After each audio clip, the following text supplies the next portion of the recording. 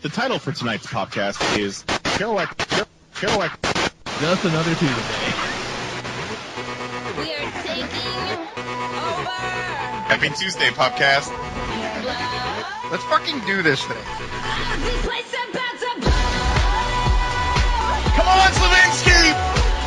The Panels on Pages.com podcast network is here to cover all of your pop culture needs. 2 words, nerd boner. From comics to television to movies to wrestling, Fuck wrestling. your favorite PCN hosts will keep you entertained all week long. Boobs, boobs, boobs. Peen, peen, peen. Put me in charge! He's Gandalf! Subscribe to the podcast on iTunes, look for the Pop Stars on Facebook and Twitter, and be sure to join the forums and become a member of the population. Thank you. What are you doing? Ooh, what have you got? I got a bank card. I was just sorting out, I was sorting out food, so I'll be listening for that. Well, wait. Okay. So It's just that a man gonna come outside and go, I've got you, my cuddy. well, he's coming with pizza, so I've got you the pizza. he'll turn up outside. It'll be like that scene from The Simpsons. Just knock on the door. It'll be like, pizza man, potato man. Potato man. Oh, potato man, why didn't you say come in? What was the baked potato song off of bloody the Shooting Stars? Baked Baked love a great potatoes, big potato. No, not that one. Baked potato saved my life. Baked potato showed me the way. So, have you not seen that one? No. Oh my god, it's amazing. Let me see. Yeah, let me get it up and I'll play it to you down the phone. Down the phone. Listen to me, all quaint with my ancient technologies. YouTube. There we go. YouTube. They did two baked potato songs. But you want the first one ideally. No, go away. You ready? Yep. Baked potato changed my life. Baked potato showed me the way. If you want to know what is wrong from right, you must listen to what potatoes say. Don't be good, don't be bad. Potato, don't be happy, don't be sad. Baked potato, and if you want to have a better day, you must listen to what the baked potato say. Don't be early, don't be late. Baked potato, always hear what's on your plate. Baked potato, and if you want to have a better day, you must listen to what the baked potato say. P-A-K-E-C-P-O-T-A-T-O. Baked potato. Good old baked potato song. Bizarre. It's amazing. And then there's another one where the baked potato finds a wife. Oh, it's phenomenal. Yeah. That is a very, I've got to say, a very British song. The baked potato song. Yeah. I can't literally imagine any other country going like you go to, it's like, oh, what's this great? I've got a great song to play for you. What's it about? A baked potato. Well, literally the 3 best segments in Shooting Stars history was Baked Potato, Baked Potato 2, and Peanuts. which is literally just George Dawes standing there going, Peanuts! Peanuts! Over music. Jesus Christ. Peanuts! Good God. It's brilliant. He's literally wetting himself laughing by the end of it. Oh gosh. Yeah, Shooting Stars. What a show.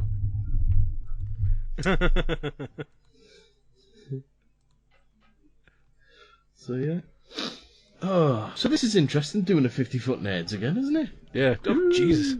Like I've had to scroll through every single thing to make sure it's not got a giant fucking window blocking what I'm trying to see. Yeah, with just like GDPR. I had to do training on that at work. Anyway. Oh, really? Did you have to send emails to people that they just ignored? No, it's a case of like, if you're doing paperwork and people see, like, you have to go into all the residents' rooms and go, am I okay to still send you emails with offers from us and our partners? No, it's more like if someone comes in and steals your care plans, then you've got this procedure to follow. And I'm like, well, no one would steal a care plan, but well. Get a gun, follow them, shoot them, ideally in the kneecaps and or temple. Then run away to Venezuela. With the care plan. And sell it on the black market. Senora, you're the man with all the care plans. Yeah, you get there, you're like, yeah, well, yes. I've got this care. I have an 80-year-old grandfather to look after, senor. There you go. That'll be 7,000. What's the Venezuelan currency?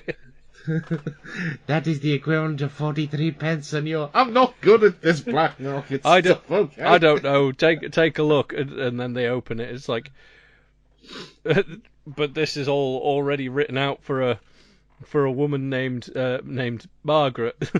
It's like, that's your granddad's name now. Yeah.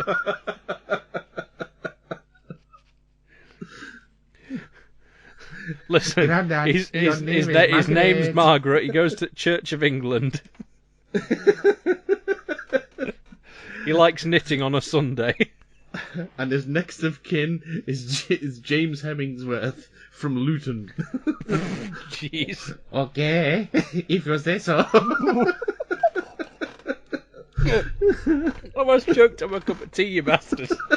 Oh, that's the most English phrase.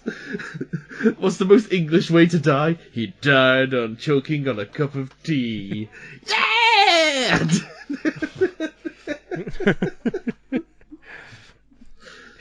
Better break out the crumpets. Dun, dun, dun. He died choking on a scone. Or was it a scone? We're not sure. Look, you can tell that he died choking on specifically tea because there are tea stains next to his monocle. And his Great British Book of Birds. He's that English. See there? It's a barely open pack of Garibaldis. That's clearly the murder weapon. And there's a jar of marmalade in his fridge, unopened, that's been there since the early 90s. Jesus. And a Jif lemon.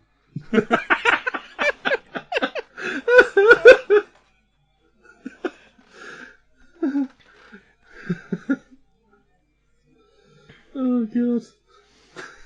He was watching never-ending reruns of Rising Damp.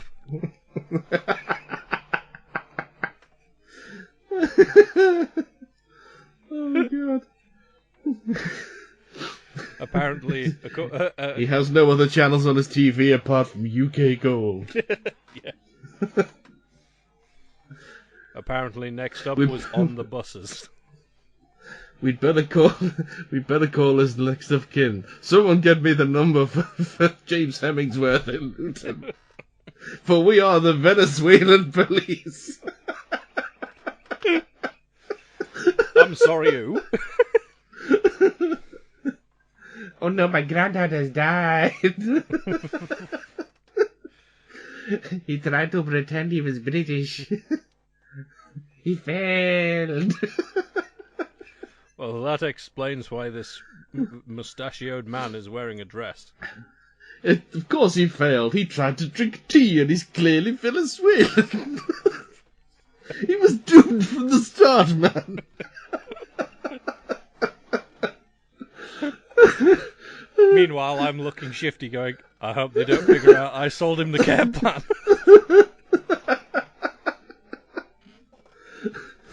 Do you know what the funniest thing about all this is? I don't even know if that's how they speak in Venezuela.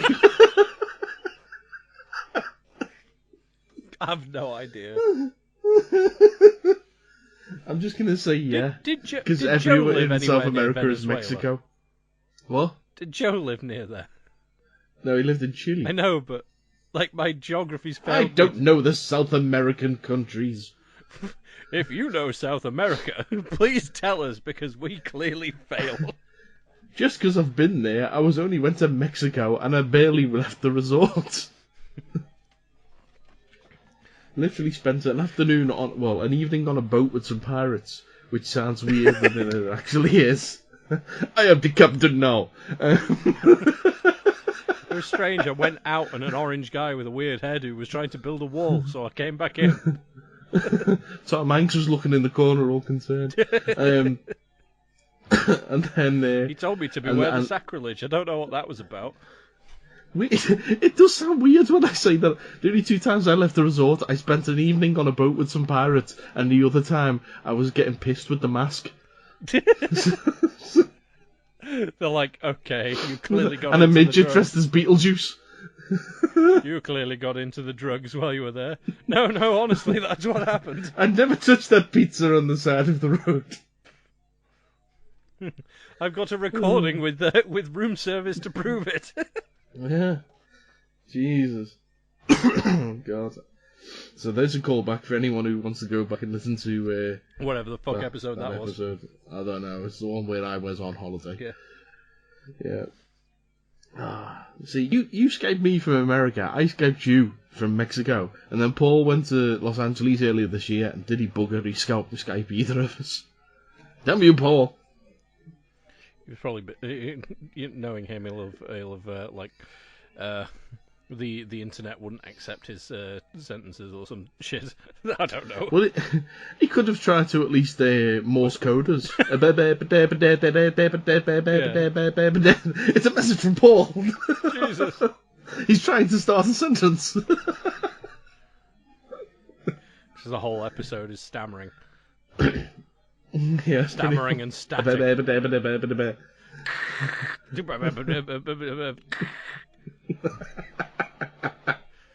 It's a secret code. Oh. Help. Should we start the episode then? Help, I'm trapped. They think I'm an old woman named Margaret who sold them the care plan. What does that mean? You're like, what does that even mean? And I'm like, I have to go. Yeah. Is that the time? Here, Paul, drink this tea. Would you like a Garibaldi? Smack! Oh, God. CSI, Venezuela. I thought you were going to say CSI, Garibaldi. It's like this weird McVitie's division of CSI. They just investigate biscuit-related crimes. Sir, this is an unusual case. Why? Because there are Jaffa cakes involved. Whoa, we're going to have a crossover with cake detectives. Call him the cake boss. This is his MO. Yeah, well, he's in prison because he's like he's the head of the cake mafia. Yes. It sounds like an episode of Dredger. Dredger episode 2. So, the cake mafia has struck again. Come, Margaret, let's go. Oh, my house again. Oh no, Margaret, why are you an old Venezuelan man now? Why are you dead? Well, you know, sometimes the format changes between the pilot and the first episode of the series proper. They figured a fish wouldn't fly on TV, so they changed it to a deceased Venezuelan gentleman. As the season gets on, he just decays more and more. Every single episode, the episode begins every single time with him leaving his new house, which then blows up. and the fucking tugboat, and then every single time it just it cuts back to him sat there with Margaret, and then just hearing the "Oh no, my dad is dead, my granddad is dead." Ay ay ay, me grandpapa. Racist gong, and then it ends. That episode ends, and this episode begins. Cue the music.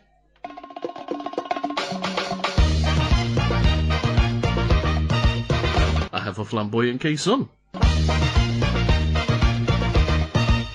A whirling vortex of penis would be very strange. I was clearly doing nasal yoga. They came like a bolt out of the blue to discuss everything in geekdom. The Popcast Network proudly presents the attack of the 50-foot nerds.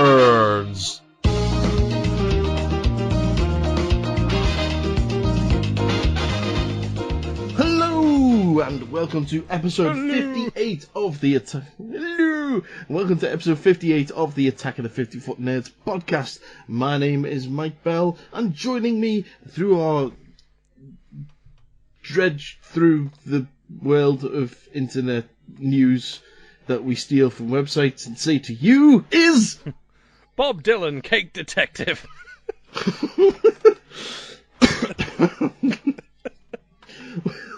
Well, go on then, Bob Dylan. Let's hear you investigate the scene.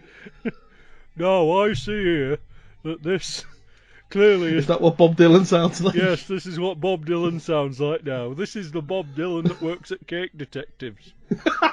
I'm often mixed up with Bob Dylan, who plays guitar, but he's not me because he can't tell a scone from a flapjack. Neither one of which are biscuits. You see, No, that's actually. I once asked him about tuppenny cakes, and he had no idea what I was talking about. I have met the other Bob Dylan. It was weird. Someone told us not to shake hands because the universe would implode. I don't know how real that was, but whatever. Of course, that's not the real Bob Dylan, or even the other Bob Dylan. No, that is, of course, Andy Weirs. Hello. Yes, Andy, we're back. We are. We're back in the realm of internet podcastery. Yeah, how fucking long has that taken? Where have we been? Everywhere. Nowhere. Maybe we're behind you right now. We've been dead. We've been alive. We've always been there. We are now Stan Lee incarnate. We have swapped houses. Have we? No. Oh, I was going to say. I don't have a shower fridge. No, you don't. No. You do have my cameras, though, which I need to come and get. I do, yes. I'll probably I can come and get those on Friday. I want a rehearsal on Friday. So unless you want to come to rehearsal. Sure. Okay. No, we'll sort something. Anyway, cut that out. Yeah. So where have we been? Well, we took a bit of a break, to be honest with you. We say a bit. About 6 months of a break. There's been bits here and there, mainly beyonds and weird shit and stuff. That I'm we still have recorded. editing. They've just never gone out. Yeah. It was basically a case of like my productivity just like because we'd record some random shit. We could never get the chance to record together, and when we did, we'd record random crap that would be a beyond, and then my productivity for editing just went just fucking nosedived. Which is weird because my productivity for editing and writing has just gone like through the ceiling at the moment. Yeah. For those of you who are unaware and haven't seen me pimping it everywhere, I am doing a play. So that's what I've been up to. I've been getting ready to start rehearsals on a play that I wrote, which is called Murder at Cadbury Manor. which is a listeners might recognise from stuff that we've talked about before. We have talked about it before. This is it's all come to fruition now. It's actually going to be happening, and you can come and see it if you want. It's happening at the Brindley Theatre in Runcorn on the 26th and 27th of October. If you go to thebrindley.org.uk, details are there. Check it out. Awesome. You get to see me prancing about on stage like a knob. Also, anyone listening, for those of you that can keep track, whenever we've spoke about it in the past, it was known as Death by Chocolate. Yeah, it's received a couple of rewrites since then, a title change, and it's all steam ahead now. One of the things that we've been doing in that 6 months is I went away and shot a couple of short films. Yes. To promote the play, which is why I have Andy's cameras. Yes, and that's also why. I remember when I came over, we actually there's one that's out, and then the other one you're still working on, I think. Yeah, that's not going to be going out until near enough. Well, a few weeks before the show actually goes on. Right. Yeah, I'm looking forward to seeing that one and how many of our jokes made it in. Because we spent a session like brainstorming jokes for it. Yeah. Oh no, pretty much all of them's going to be in there, mate. Don't worry about that. If you guys want to check out on Facebook, I just remembered one. Okay. You know precisely which one I'm thinking of. Yeah, we made that one. We did that one. Yeah, if you guys want to go and check it out on Facebook, if you search for Soup Productions, SOUP Productions, Soup. You'll be able to see it on there. It's a news report detailing the death that kicks off the story of the play. Yep. As it is, as the title suggests, a murder mystery. It is. So check that out. I spent a day with some actors and my producer, and we did it all on green screen, and it's come out quite well, if I do say so myself. Yeah, it looks it looks good. I did the intro music. He did. Yeah. I think you actually did the outro music as well, over the details. That is actually. It's very subtle. It is there. It's actually the music that you scored for I Sell Comics in a Can. Oh, wait, is it the suicide? The It music? Yeah, no, it's the It music. Oh, the It music. Yeah, of course we can talk about that now, seeing as the Blu-ray's out. Oh yeah, true. Yeah, we've not talked about this. As back at the back end of last year, we went off to and edit the second fucking thing. What thing? You know, the oh yeah. I know what you mean. Yeah. Back in the last year, we got together with a bunch of friends of ours, and we shot. Tell 'em Steve Dave, the podcast, we're putting out a new DVD project, a Blu-ray project, and they wanted listeners to submit adverts to go in, as if. Okay. They wanted to submit adverts that were going to be like commercials during the broadcast, as if because the show, the DVD is kind of like a game show with commercials interspersed in it. So they asked for fans to go away and shoot some adverts. So that's what we did. We got together, shot 2 adverts, one of which was Ant Moot in a Can, which is where all the TESD listeners get together and have a party. Those of you who are aware of our past know that Andy and I invented the word Ant Moot. And of course, we also shot, well, I say we, it was myself and Debray. We shot a second advert, which was I Sell Comics in a Can. And for that, we parodied the It miniseries from the 1990s. Where it was Stan's suicide, essentially. Spoilers, if you haven't seen It from the 90s, haven't read the book, and they're just waiting for the new movie, because he's gonna die. Anyway, so we did that, and Andy did some music for that parodied the music in the original scene, and I repurposed it for the details on the Murder of Cadbury Manor news report.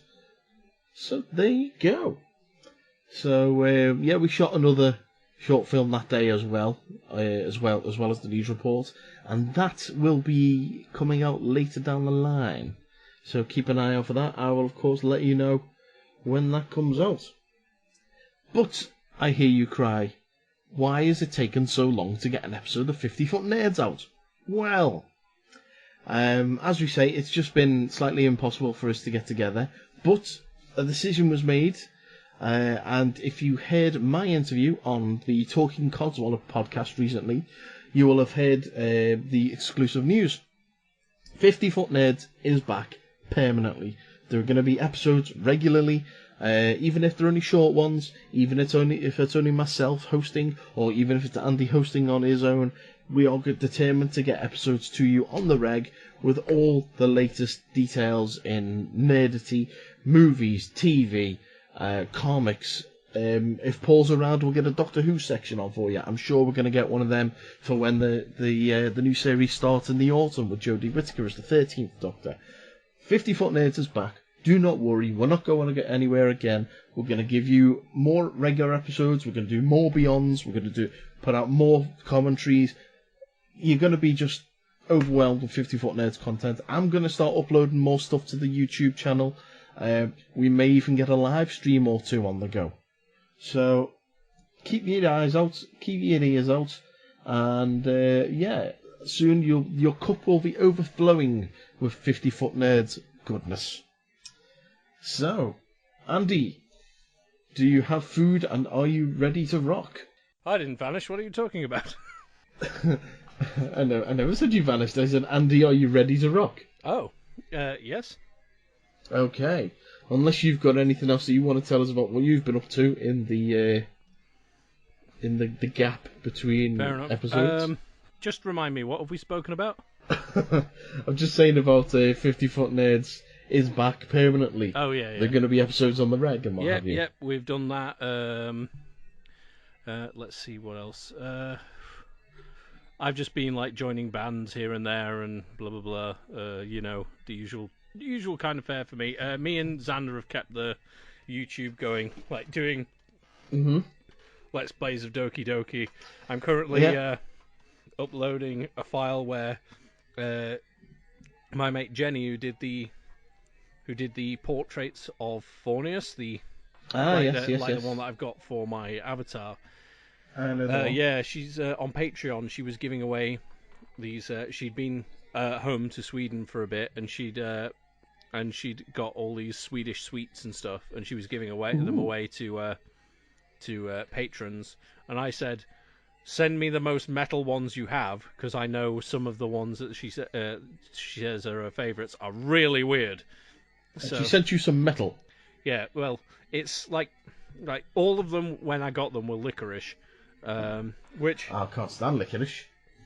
I love licorice. What's wrong with you?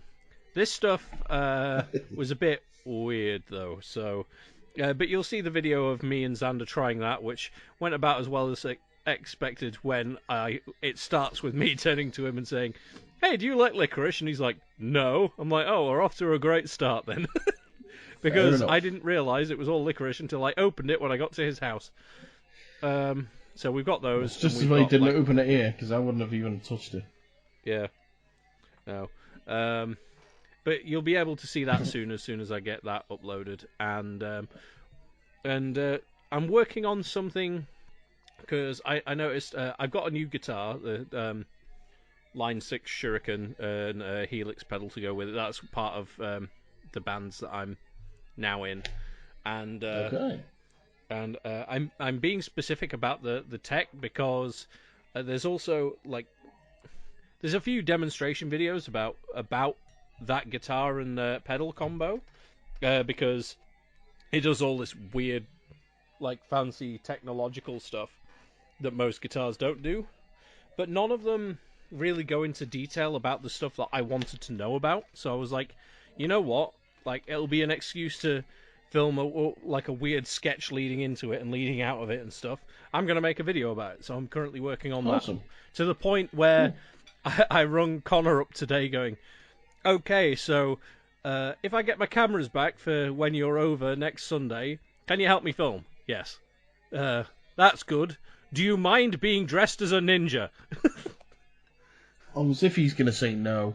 Yeah, exactly. His response was awesome. I'm like, good. Fair enough. Yeah, so Okay. we're working on that. All right. Well, shall we rock on with the show? Yeah, let's rock on. Okay. Right then, Andy, give me a People in Geekdom sounder. People. People. Okay, well, our first person in Geekdom today is, to start off our wonderful return, let's talk about Wonder Woman. Mm-hmm. See, seamless that. By the way, seeing as we haven't had an episode since Justice League, the movie came out. Jesus, have we not? No. Have you seen it? Justice League. Yeah. No. Okay. Say, Paul, nothing changes, folks. Paul, have you seen it? Do the fucking email! I'm sure Paul's seen it because I saw it. With him? No, I saw it and wasn't impressed, to say the least. It's just not a good movie. Oh God, no, it's not a good movie at all. I know Paul's seen it because I said this to him. I said it was bad, and in typical Paul fashion, he was just like, "No, well, you're trying to find the good and everything, you know." I mean, this is the same man who tried to find the good in Prometheus. He struggled, but that reminds me. I did talk to Paul Ramone about it, and his response about the Wonder Woman film was, "It's okay." Oh, there's a reference. I asked the Argumentative Tom Hardy and if he enjoyed the movie, and he went, no. So I agreed with him. Anyway, so yeah, no, it was a pile of crap. Apart from Gal Gadot, because as we all know, she can do no wrong, you know, being gorgeous and everything. And the sequel to the solo Wonder Woman movie, Wonder Woman 1984, which is a great title, because that's the year I was born, that's currently filming, and she decided to take a break from filming to go and visit the Inova Children's Hospital in Annandale, Virginia, in full costume, to go and see the old sick kids. I would have laughed if it was like, it didn't specify what costume, and she went in like Wonder Woman dressed. Diver. No, like Wonder Woman dressed in like her office clothes, so she turns up looking like a weird just lawyer. Like she's just Princess Diana, or Diana Prince rather. She just turns up looking like a lawyer, and they're like, "Why are you here?" Because I am Wonder Woman. She spins round in a circle, and the outfit suddenly appears. Wonder Woman. Yeah, no, she went and saw the kids, and I mean, there's a picture there of her. If you scroll down, there's a picture of her there in full costume, and this little kid is bald. He's lying under his blanket, and you can just see the look on his face, and he's just like, I am saving this for if I get to puberty. I'm saving this image in the bank, if you know what I mean, and I think you do, Googe. So, yeah, he's a lucky sod. Well, he's not lucky, because, you know, he's got the cancers and all that stuff. But he's lucky in the fact that he met Gal Gadot. You know what I mean? He's like, Wonder Woman, you're here to save me, and she's like, yes. And she's like, Lex Luthor, how dare you turn up? Yeah, she's like, I will do whatever I can to save you, and he's like, do you have a cure for cancer? And she's like, ooh. I've got an invisible jet. And he's just like, that wasn't in the first movie. And she's like, I can't help you. And he's just like, well, if you can bring Superman back from the dead, surely there's something you can do for me.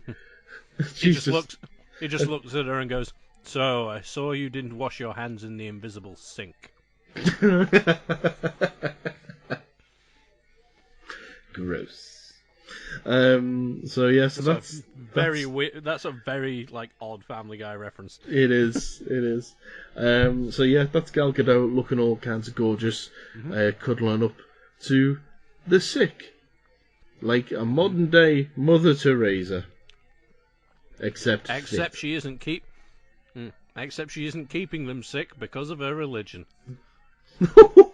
Well, let's gloss over that because we still want people who like us, even though I probably alienated everyone with the cancer. They can do their own research. Mother Teresa, as much as dude, this 50-foot nerds, not great. bloody biblical martyrs. All right.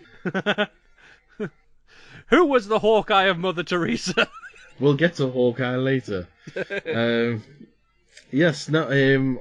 Sadly, we're going to go from kids who might be dead soon to someone who is dead now. It's time for Graveyard Dead. My son is dead. My son is graveyard dead. Graveyard dead. Graveyard dead. Okay. Sadly, it is, you may have seen the news by now. Spider-Man co-creator Steve Ditko has died at the age of 90. This sucks. Steve Ditko is responsible for the look of Spider-Man more than anything else. Originally, Spider-Man was given by Stan Lee to John Romita Sr.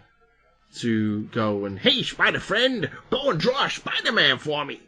And he drew something that was ridiculous. I think he even had a gun at one point and all this kind of stuff. And Stan Lee just went, oh no, he's supposed to be a wall-crawling menace. That's what J. Jonah Jameson would say, Spider Chums.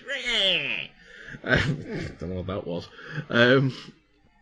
So he said, I'm sorry, I'm stuck up the tree again. Hey, Stevie, Spider Steve, Stevie Ditko. Yeah, that'll do. Would you like to draw a Spider-Man? So Steve Ditko went, yeah, okay, whatever. And he drew him. Specific words. Yeah, all right, yeah, if you want. And that's Steve Ditko. And so he drew him, and Stan Lee went, oh boy! And Amazing Fantasy 15 went ahead, and Steve went on to illustrate, I think it was like the first 100 issues of the Amazing Spider-Man comic. Before handing over to, I think it was John Romita Sr. after that. Of course, he also co-created Doctor Strange, The Question, Hawk and Dove, a number of other characters. Unfortunately, though... A Minecraft character by the looks of it. Yeah, unfortunately, he didn't have the best relationship with Marvel Comics. Split with them and became quite the recluse. Was just kind of kept to himself, never gave interviews. It's slightly appropriate, because he started off creating a Spider-Man and ended up being like a spider himself. How so? Because he became a recluse. Oh. If you go on YouTube, there is somewhere, search it out. Jonathan Ross, the UK television presenter, did a documentary called, I think it was The Search for Steve Ditko, or Searching for Steve Ditko, or something like that. Search it out. It's a brilliant documentary. I watched it at the time, and hopefully more people should take a look at it, because it really shows that even though Steve was known for Spider-Man primarily, he did a hell of a lot else as well. And even though, yeah, he does get credit on the Spider-Man movies and what have you, still not enough people know who he is. And it's a shame. The saddest part of the whole affair, though, is Ditko never married, never had any kids, and, you know, what little estate that he does actually have, you know, there's no one for it to go to, essentially. Which is a shame. The fact that, you know, this guy did so much for the geek community, gave us an icon, multiple icons, and at the end of his life, he just didn't know that he was loved. Shame. I wonder if he has any siblings or anything like Says that. he has no known survivors. That's a weird way of phrasing it, though. I looked at that, and at first I was like, it sounds like he blew up or something. No, it means he has no kids like that. Yeah. I think normally it'll say like, but it's just the way that it's stated. It sounds like he went up in like a fucking in like a fucking natural disaster or some shit. There was like Steve Ditko died. There were no survivors. Exactly. It's like implying that as he breathed his last breath, he turned into a friggin' Sharknado or something. The Dicknado. Yeah. Oh god, that'd be a weird fucking film. Iron's earrings running around going, oh my god, there's 1,000 Steve Ditkos in a hurricane. Run away, Tara Reid. And she's like, oh my god, like Tilly, oh my god, oh. No, it was the way you said it, I thought you said Dicknado. No, a Ditknado. Ditko. Ditknado. Yeah. That makes more sense, like 1,000 Steve Ditkos. Like, just a whirling vortex of penis would be very strange. A whirling vortex of penis. Well, there we go. There's a clip for the intro. There's a whirling vortex of penis would be very strange. Okay, well that's the only people in Geekdom news I've got this week. Those two people. Mm-hmm. So let's crack on and talk about what's happening in films.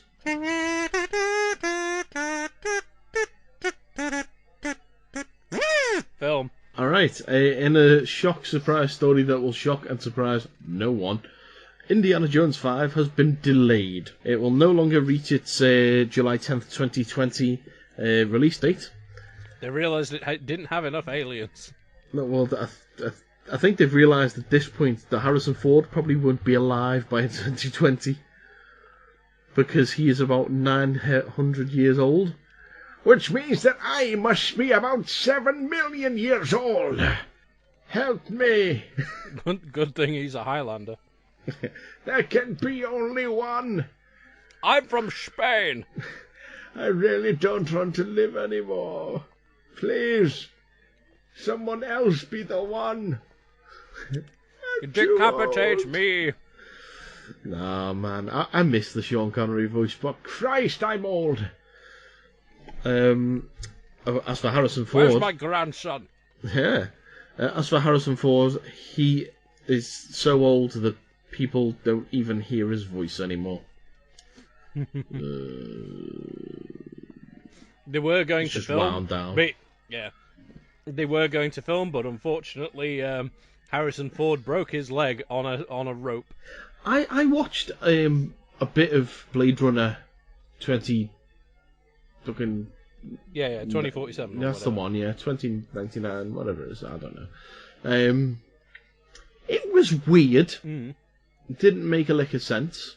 I need to watch that. I was re-watching the original Blade Runner first, and then I got annoyed because I had them both on Plex, and then I was like, okay, I'll go back and finish watching the original Blade Runner, and then it looked like someone had used my account to already watch 2047, and I was like, oh, fuck you guys, and just left it. Well, I went round to my sister's, about, I think it was last week before, and my brother-in-law was watching the new one, and I only watched maybe 10 minutes of it, but it was just weird. It was just Ryan Gosling wandering around this house.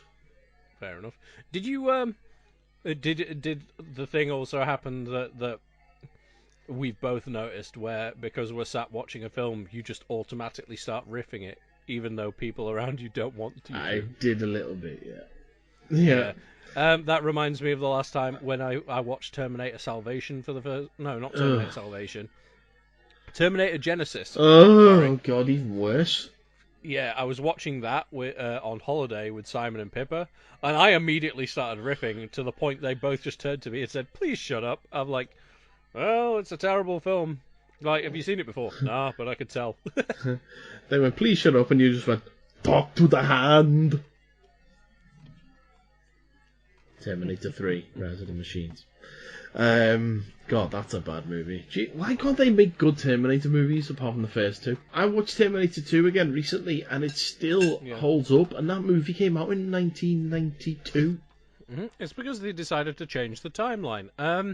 No, it's not even that. It's the Terminator 3 is rubbish. And that's still in the normal timeline. No, The that's timeline. that's where they. That's The only, where the they only started, good part about that movie That's is, why they started changing it, I'll because- start a candy. Yeah, That's the only good bit about that. And I think that's even a deleted scene. I don't think that's even It in is, the it movie, is. Yeah. No, because that's where it first introduced that the timeline hadn't been fixed. Because, I mean, if it was just Terminator and Terminator 2, it's like, oh, Terminator 2, Yeah, they destroyed fine. all the stuff. That's the end of that. Skynet can't happen. But then Terminator 3 was like, no, you just delayed it. Blah. She inflates her boobies to distract the police officer. Yeah. That's on the commentary. Now I need to help out this guy. He's the savior. Oh wait, he's just taken drugs and killed himself. Let's move on. He's a yellow bastard. Yeah. But I was going to say something about Terminator then. I don't know. That it kind of reminds me. Have you seen Ready Player One yet? No, not yet. Oh, there's a film that I've watched that you I haven't. know. I need to watch it. Weirdly. I need to watch it with my kid, but we just never have time when she's here. We were going to watch it Fair weekend enough. just gone, but we have to babysit. Yeah, fair enough. One thing I do recommend: brush up on Overwatch characters before you do. No. I'm enough. not a 10-year-old boy. I do not care about such games. Fair enough. Don't... I was slightly. One thing I will say is I'm slightly disappointed at the lack of Dungeons and Dragons in it. Well, you know.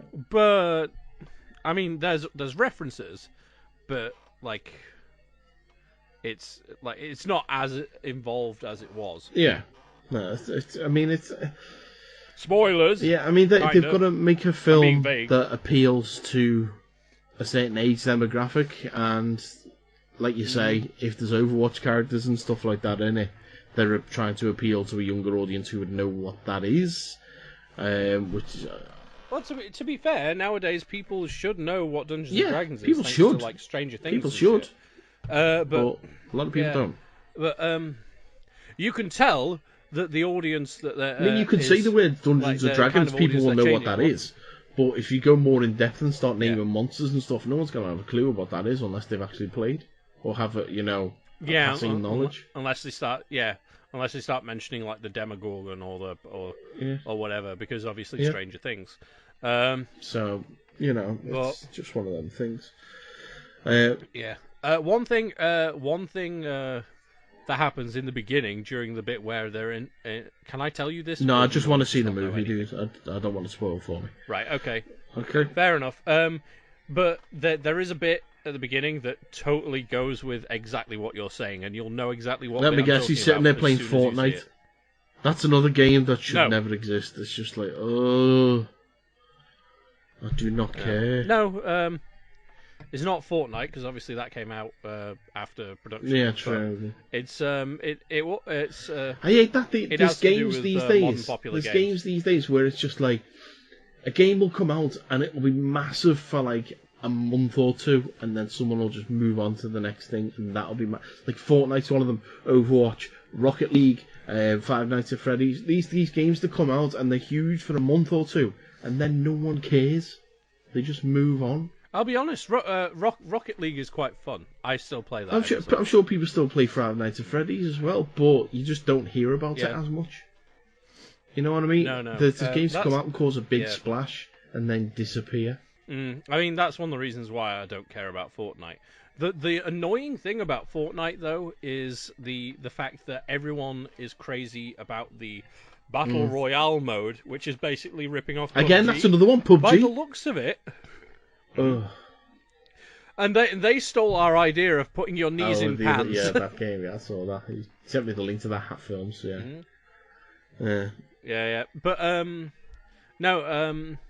The weird thing is with Fortnite, everyone plays the Battle Royale thing because it's free.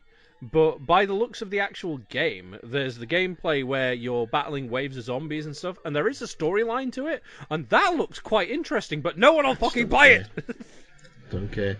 Well, you know what? Sad I haven't seen Ready Player One. There is a movie that I did watch this year.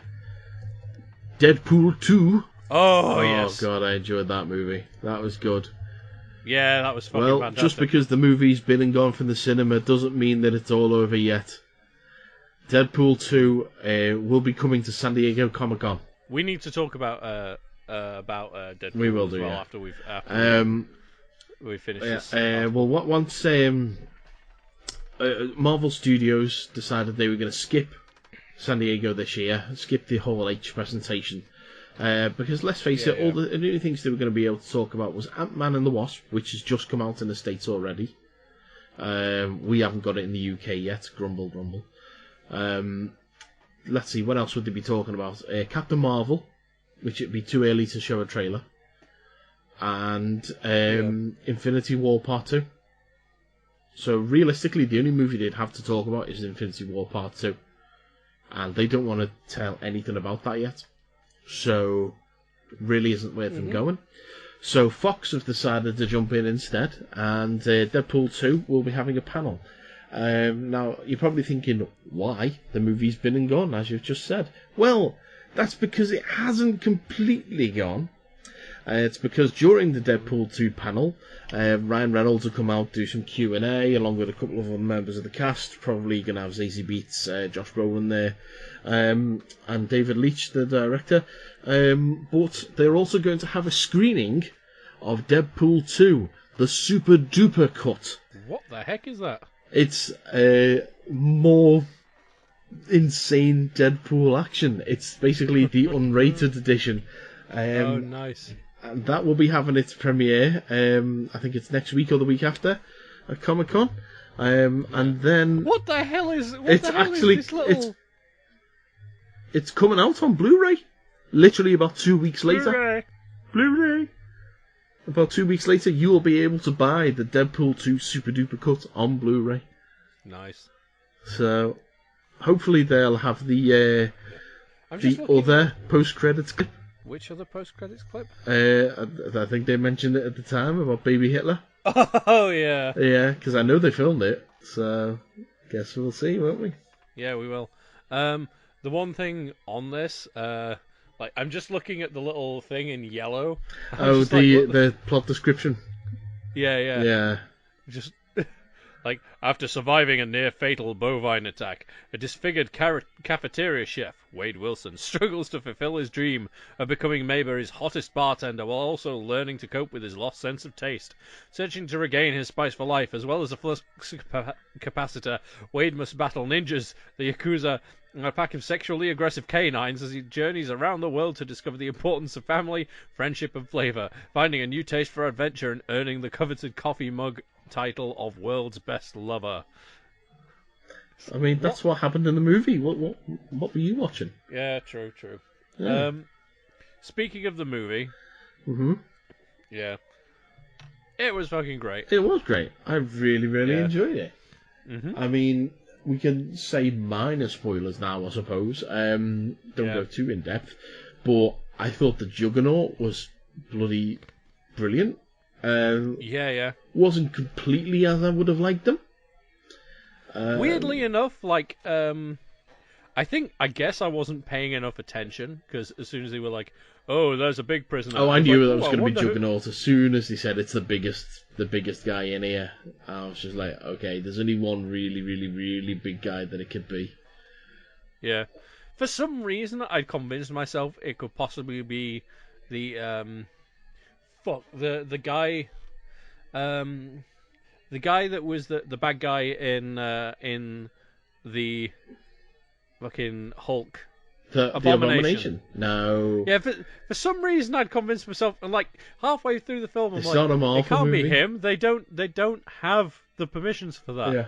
Why am I thinking it's him? And then they revealed it, and it was Juggernaut. I'm like, oh, okay, that makes sense. I mean, and then they had Colossus. And then Deadpool immediately starts making references to fucking X-Men 3 version. Yeah. I mean, Colossus is in the movie. Last time around, they gave him what's-her-face, Angel Dust to fight. Yeah. He didn't have anyone along a similar power strength to fight this time around, because obviously Deadpool and Cable were going to be fighting each other. So who else was Colossus going to fight? So it made sense for it to be Juggernaut. So yeah, it makes sense. I wish his helmet had been orange. Yeah. And I wish they'd have mentioned the Crimson Bands of Cyttorak. Yeah. But again, I don't know because they did mention those in the Doctor Strange movie as well. So, or at least the gem of Cyttorak, which is what gave us powers. Yeah, but there you go. Yeah, and one thing, spoilerific, I guess. I kind of want to mention the like one of my a couple of my favourite moments, apart from the bit where it's doing the last scene and you can actually hear the score going, "Holy shit balls, holy shit balls," which was hilarious when I it was halfway through the scene and then I went, "Hold on," and realised that was what the fucking thing was saying. Yeah, so there we go. Anyway, should we move on? I'm trying to yeah, we can move on. Okay. Before we do though, I don't remember. I don't know if there were as many like direct fourth wall breaks this time, like him talking specifically to the camera. There was a few, not many. There's a few, but not as many. Yeah, it was. I mean, this might be controversial to say. I don't think it was as good as the first one. It was still really funny. Really? Still really funny, but I just don't think it was as good as the first one. Oh, I liked it. It seemed I liked it more just because it seemed more like compact, if that makes sense. I don't know. There was a lot of world building going on. Yeah. And whereas the first one was literally this is Wade. Here's his story. Go. Yeah. This time around, it was like, okay, you know Wade, but you don't know any of these. And it's just like, right. Well, to be fair, I'm a sucker for world building, so maybe that's why I like it. That's fair enough, but sometimes they can take it too far. Anyway, let's move on. Okay, we're going to stay with Marvel characters. This time we're going to move over to Marvel films. And indeed, Captain Marvel herself. Now, this time round, Captain Marvel, the movie, is going to be set in the 90s. Specifically, I think it's 93. 93. And confirmed for that movie are Samuel L. Jackson's Nick Fury and Clark Gregg's Agent Coulson. So the question is, because this movie takes place 25 years ago, are they going to look 25 years younger? Are they going to do that patented Marvel de-aging process that they... I'll be honest, with Sam Jackson, will he look any different? Honestly, I don't think you need to with Sam Jackson, because if you know your Nick Fury has a version of the super soldier serum in his veins, which makes him very long-lived. He's not immortal or anything like that. He just doesn't age very quickly. It's I can't remember the exact name of it from the comics now, but there was you remember in the Incredible Hulk they were given that serum to the Abomination. Mm-hmm. Yeah, that's essentially what Nick Fury was given. Oh, okay. But the Abomination in that movie kept taking it over and over again. That's what caused this mutation. Again, coupled with the Hulk technology, blah blah blah blah blah blah blah. Now, in the comics, as I say, I can't remember the name of it off the top of my head. It's doing me head in. It'll come to me later. But Nick Fury stopped aging at a certain point. So, which is why the Nick Fury and the Howling Commandos from the 1940s are still the same Nick Fury that we got today. You know what I mean? In fact, they actually did a comic storyline when they brought in Black Nick Fury in the 616 continuity, which was regular Nick Fury's illegitimate son. Regular Nick Fury, the serum in his veins started to decay and he aged rapidly. I think he died. Which is why 616 has a Black Nick Fury now, because he took over from his dad. So as I say, it's canon that Nick Fury does have this, this serum in his veins. So technically, Nick Fury doesn't have to be de-aged, but I think they are doing it. Coulson, again, he will need to be de-aged if he's still playing Phil Coulson. Yeah. But what if he's playing Bill Coulson? So, which is his older twin brother. Wait, what? Could be his dad or his uncle or something. Yeah. Yeah. I look surprisingly like my son. Yes. We're time displaced twins. So yeah, that's what they're doing, is that Marvel de-aging technology, like they did on Michael Douglas in Ant-Man, and like they did on Robert Downey Jr. in Civil War. You know. Mm-hmm. So keep an eye out for that. We might have Nick Fury looking like he does in Pulp Fiction, even though I'd still say he looks exactly the same now as he did then. But there you go. We're going to move over to the DC universe. It's so dark. My eyes. Margot Robbie, everyone's favourite Harley Quinn. Margot Robbie. She has announced that Birds of Prey, the upcoming movie, will be R-rated, just like Suicide Squad. Nice. Yeah, she still hasn't confirmed which characters are going to be in that movie. However, they have confirmed that Batgirl will not be in that movie. Right. Okay. I mean, I think the initial. What they were thinking was. I'm sure they said it was going to be like Harley, Catwoman, and Poison Ivy. I think they said at one point. But yeah, but they're at not that the Birds point, of Prey. it's like. No, they're the Gotham City Yeah, Sirens. oh, that's the movie. Yeah, that's the one I was thinking of. Gotham City Sirens. That was the other film they're supposed to be doing as well. Birds of Prey is what? Batgirl, Huntress. It's Batgirl, Huntress, and Not Black Canary, is it? Fucking... No, it's yeah, Black Canary. Yeah, there you go. I mean, they do expand a bit later on in the New 52 because they get fucking oh shit, what's her name? She was in Suicide Squad. The Enchantress. Oh, Katana. No, Katana. Yeah, that's the Katana's one. on this picture here. Yeah. And at a certain point, they have there's the female Talon. Oh right, okay, that'd be interesting. I mean, either way, Harley Quinn has never been a member of the Birds of Prey, so why this movie is built around her, I'm not entirely sure. I figured that maybe it was she's the villain, they're the heroes. Maybe.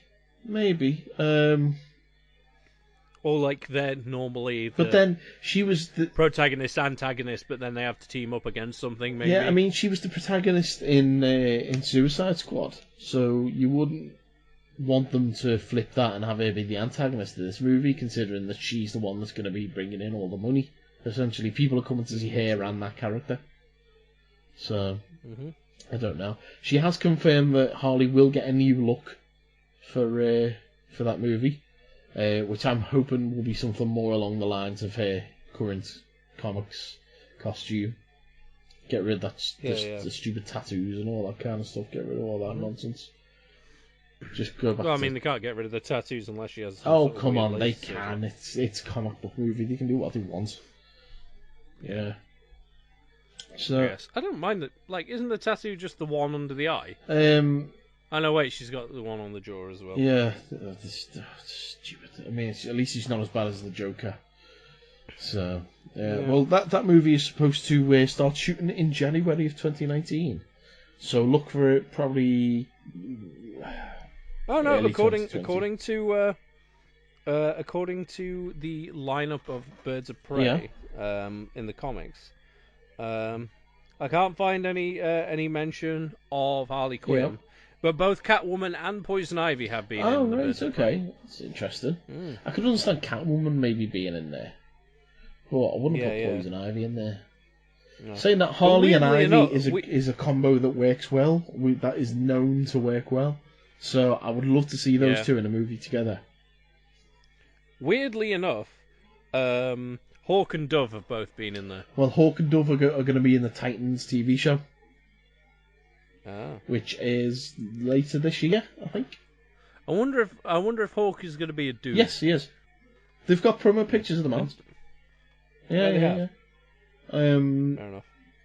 Do they have messed up feet? They've got pictures of Robin and everything. I haven't seen any pictures of Beast Boy. But, yeah. They got pictures of Hawk and Dove, Robin. I don't think there's any Starfire pictures yet. I don't think there's any Raven pictures. No. The only Starfire picture I've seen is behind, like, you know, like a paparazzi one of when they were shooting, and she looked like she'd stepped out of a 70s blaxploitation movie. But apparently there are reasons for that, and it's all to do with when she first comes to Earth and whatever. But anyway. Yeah, like in the comic where she's got the giant fuck off hair Yeah, and shit. yeah. It's. I mean, she's not orange either, which annoys me. But you know, what can you do? Anyway. Okay. So we're gonna move on, and you know, I mentioned earlier. I said we'll get to Hawkeye. Well, we're getting to Hawkeye right now, because it seems that Jeremy Renner is set to star in the upcoming Spawn movie. Now, he's not going to be Spawn, obviously, because that role is already being played by Jamie Foxx. Yeah, Jeremy Renner is in fact going to play Twitch Williams. Yeah, which is interesting. I never would have pegged him for Twitch myself. But, No. I don't know if Sam's going to be in it. They haven't mentioned that. But, yeah. Apparently Jeremy Renner for Twitch Williams. Yeah. Interesting. I mean, he's a good enough actor, he could probably do it, but I would have cast someone more...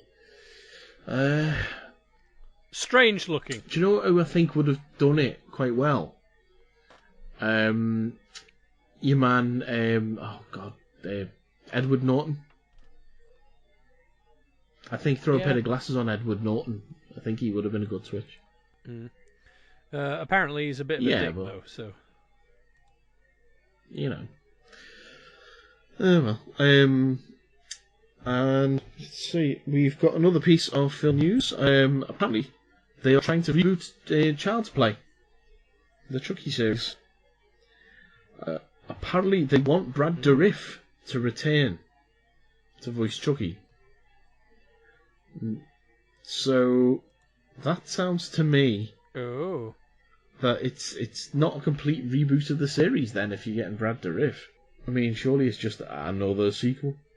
Yeah. But now, if you have been keeping up with the Child's Play and Chucky series over the last few years, you'll know that there was a couple of recent direct-to-DVD movies, one of which was The Curse of Chucky, and then the most recent one was Cult of Chucky, which I saw not so long ago. In fact, I think I was in hospital. I was staying in hospital overnight, and I watched it in hospital. That's an interesting movie. I wouldn't necessarily say it was the best in the series. I would probably even put it behind Seed of Chucky. Yeah, it's not great. However, the ending of that movie is supposed to set up a ongoing Child's Play TV series that Don Mancini's working on. Oh, okay. So this is where it gets a bit funny with the rights issues, because Universal have the home that Universal have the rights to make home entertainment, i.e. direct-to-DVD movies and television series, whereas MGM own the cinematic rights. So we could possibly have two Child's Play timelines going on at the same time, both featuring Brad Dourif as Chucky. Now, the rumour has it that the new movie, the reboot, wouldn't be a direct adaptation of the original story. It wouldn't be young Andy Barclay getting Chucky for Christmas. It would actually be more along the Stranger Things mould, and it would be a group of kids who are getting terrorised by Chucky. So it seems to me like it's more of just a spin-off rather than a reboot or a remake. So, which, if you are following the direct-to-DVD and TV series timeline, this still works for it to be in that universe. I'm not going to say how, If you want to watch Cult of Chucky, then everything will be explained in that. But yeah. So, yeah. Yeah. Might work, might not. I don't know. Guess we just wait and see. And our final piece of movie news that we have is filming has commenced on Men in Black 4. Men in Black! Oh, yeah. Men in Black! Yeah, Chris Hemsworth is going to be playing the lead in this movie. Huh. And he's going to be teaming up again with his Thor Ragnarok co-star Tessa Thompson. So we're going to have a male and a female Men in Black as our team. And, yeah, it's going to be interesting. Yeah. So that's how at the moment. Yeah. It does seem weird to me having a Men in Black film without Will Smith, but it does also make sense. There wouldn't just be... I mean, J and K aren't the only agents that work there.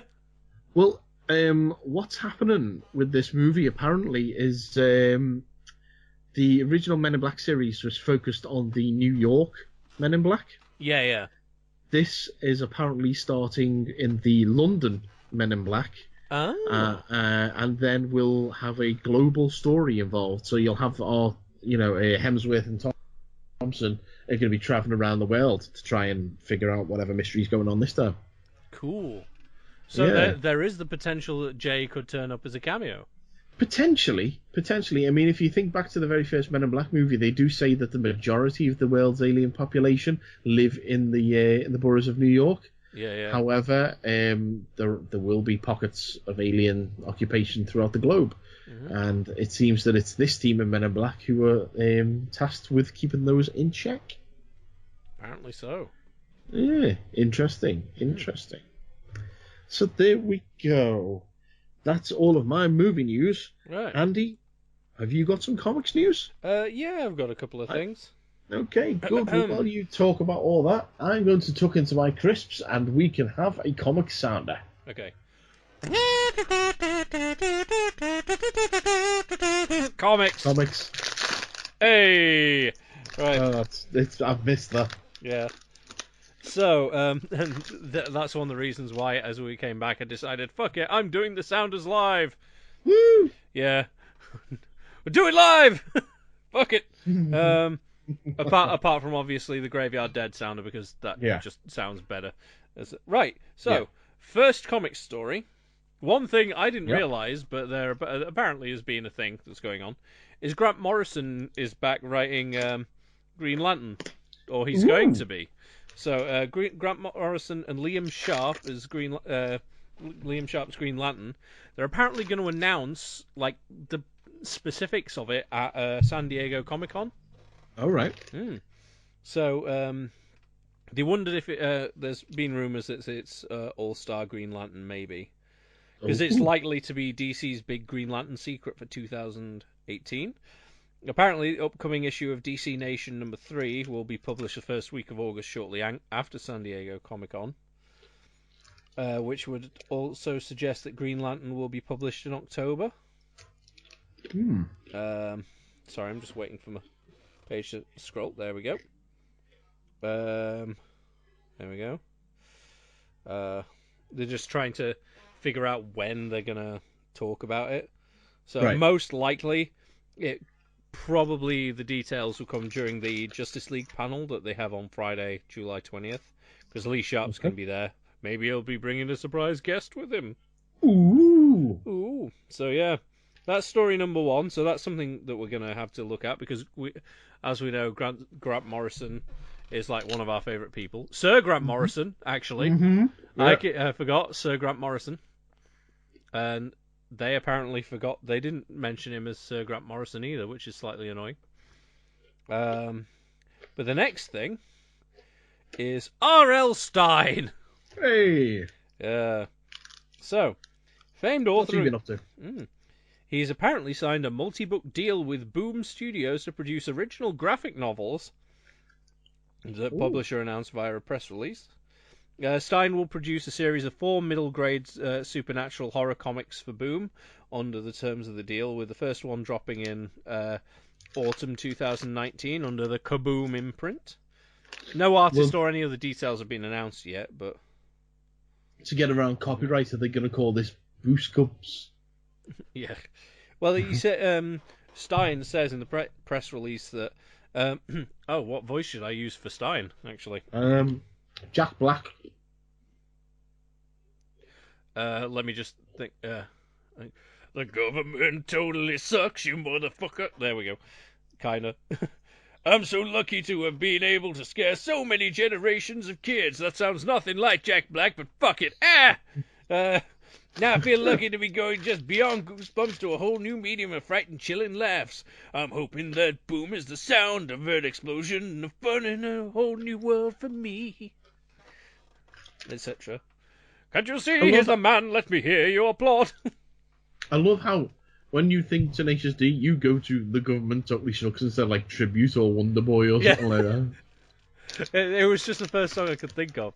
Normally, it's if I'm thinking Tenacious D, I always think, can't you see? He's a man. Let me hear you applaud. He is more than a man. He is a shiny golden god. If you think it's time to fucking rock and fucking roll out of control, that one. Lee, lee, lee, lee, lee, lee, lee, lee, lee, lee, lee. I love that one. It's the easiest song in the world to sing. Fair enough. You know, it's because like the entire album with Tribute on has just been driven out of my brain by one of my first jobs, them playing the album over and over again to the point that I hated that album. So, yeah, I can't really listen to it. But the second album is good. There's a script. The other one I listened to is metal. There's a script I've been working on recently. You know which one because you've read it. I'm not going to say what it is. And all throughout the entirety of writing that, all I listened to was the soundtrack to the School of Rock stage musical. Oh, okay. Yeah, that's how I wrote that script. Huh. Yeah. Okay. Oh. Fair enough. Oh, back to the story. Yeah. And said, boom, Vice President of Editorial and Creative Strategy, Bryce Carlson. What would a Bryce Carlson sound like? Hello, I'm Bryce Carlson. Yeah, probably. Hello. As a lifelong fan of R.L. Stein, I couldn't be more excited to see him scale a whole new generation with a series of original horror graphic novels at Boom Studios. His work changed my life as a reader, and I can't wait for today's young readers to share that experience as R.L. Stein takes the graphic novel format and sends everyone just beyond the limits of their imaginations. Thank you, Bryce Carlson. You're welcome. He's a very weird dude.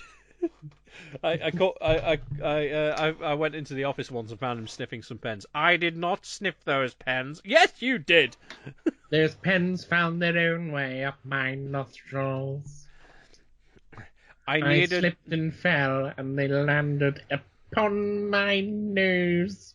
I was trying to expand my diaphragm in a way that it would accentuate the nostrils. I was clearly doing nasal yoga. Bryce Carlson, inventor of nasal yoga. That's going to be the most bizarre character we've ever invented. Namaste.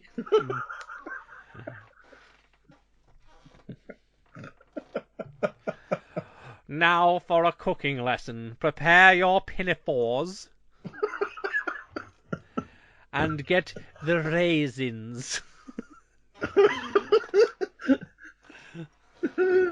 Make sure your nostrils are well prepared for this culinary delight. Now, with your whisk, slowly stir your batter until it makes a fine paste. Then empty in the raisins. At which point, The smell should invigorate you. Then you need to put the concoction into your oven at approximately 230 degrees for No 20 more, no less. minutes.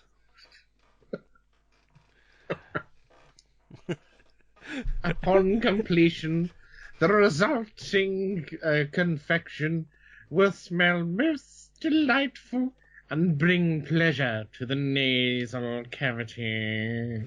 And your friends will praise you with their delight and splendor. I have been... What was his name?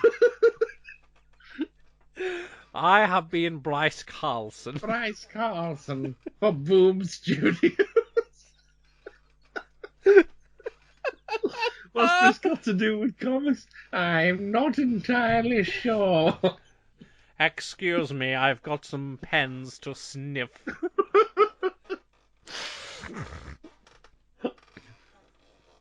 This is why I hang around with artists. They have the best pens.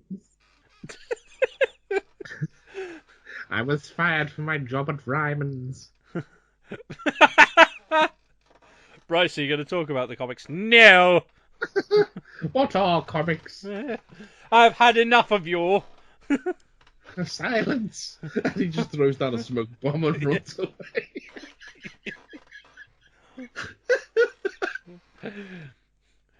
Screaming, foiled again!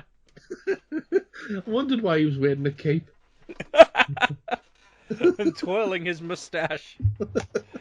That weirdly has been drawn on in pen.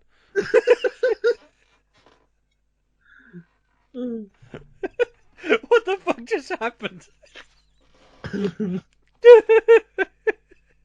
Okay, well, Bryce Carlson is now a new character that we need to use. Fuck's sake. Oh, have you got any more? Nope, that's it. I think Bryce Carlson has just killed the comics section. Oh, well, I did have one more. With his talk of raisins. I did have one more comic story for you. Oh, actually. you do? Yeah. I'm surprised you didn't mention this. Is Metro. The collaboration of Brian Quinn, Cullen Bull, and Cullen Bunn. I'm gonna make me some comics, but first I gotta run through this China shop. I'm Cullen Bull. No, Cullen Bunn. And Walt Flanagan. I like currant buns. Silent. Shut up, Bryce. You've left. Cass is spoiled again. The Kickstarter for said comic has been and gone and ended with 2,928 backers, pledging a total of $128,453. Now, considering I donated 65 of those.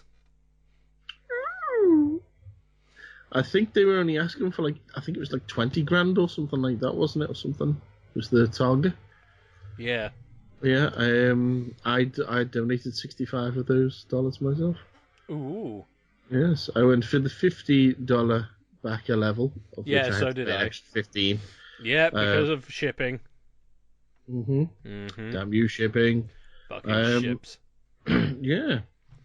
Although, weirdly enough, thanks to our conversations about customs, we may have convinced Merch Table to become a UK firm. Ooh. Really? Remember that? Really? Yeah, we were talking about Yeah, the fucking right, stuff, yeah. and he was like, "Oh, so what you're saying is I should move over there and take advantage of the free healthcare in order to save on shipping costs." That's right, yeah. We were like, "Yes, you should." I don't think he was serious. Darn, he should be. I like am. Pens. Fuck off, Bryce. Oh gosh. I'm going to get my pinafore. It's like, Damn you. go and do your baking with your raisins. I like there you currant buns. I know! You told me! It was a 20,000. The stretch goals that were unlocked along the way. When they got to 40,000, it came with a signed book plate. 55,000 unlocked the print set of 4 Metro themed prints. 75 grand unlocked the official Metro handbook. 100,000 unlocked a campaign exclusive forward. Sorry, not forward, a podcast even. And Nice. the 125,000 level unlocked a forward to the graphic novel written by Cullen Bunn. God damn it. Don't have L's in your name, Cullen. So yeah. Mm-hmm. There we go. Yeah. We go. So, we shall be hearing more about the distribution of said comic in due course. Yep.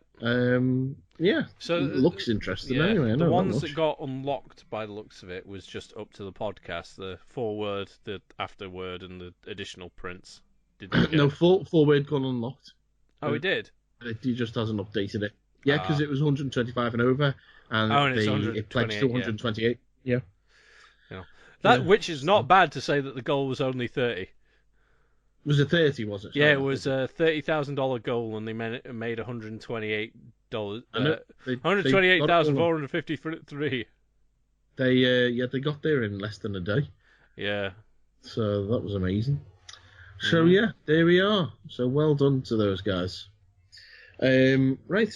Well, Andy's done his comic section. Paul's not here to talk about Doctor Who. Yeah, fuck him. While we're quickly talking about Kickstarter though, one thing that has been and gone is Critical Role did. I thought you were going to say the Evil Dead 2 board game. No, not yet. That's still on its way. It's not. They're not. No, Dynamite's not Dynamite. Space Cow. No, it's not happening. Fuck. Yeah. But Critical Role did a.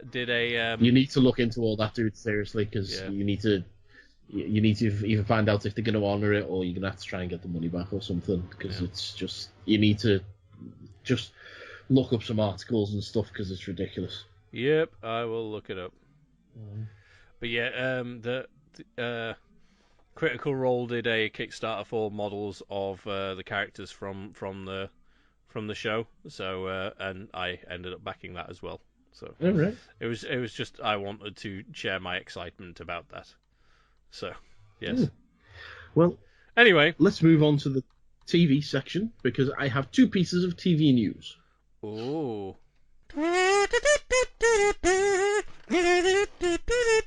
TV. All right.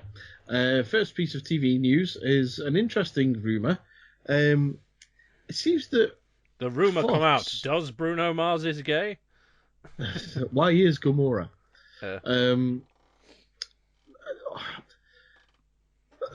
I don't even know how to feel about this. Fox may be considering a TV series set within the Alien universe. Now, it's not thought that the Xenomorphs would be even featured in the TV series. So what is the point? Why not just do a sci-fi show? Why'd you have to set it within the Alien universe? Just in case they ever get the permission, so they can be like, "Boo, Xenomorph!" But, I mean, no.